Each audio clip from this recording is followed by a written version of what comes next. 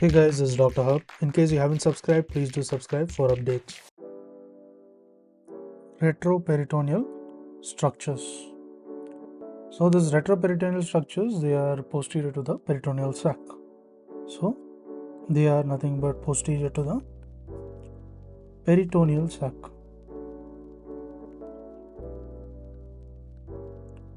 And they do not have a mesentery. They don't have mesentery. Next is, now let's look at the contents. So it has the supraclavicular gland, suprarenal gland,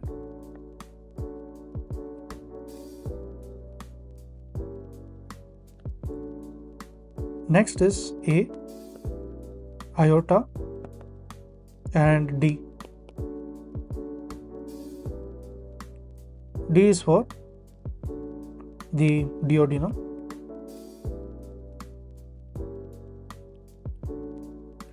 So is the suprarenal gland, aorta, and the duodenum. So what are the other structures? Other structures, it includes the pancreas. So pancreas, there is an exception, that is except the tail. And there is also the presence of the ureter and the celiac plexus.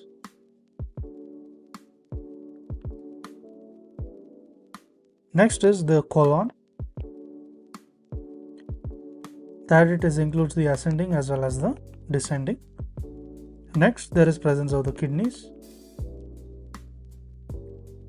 the esophagus, as well as the rectum.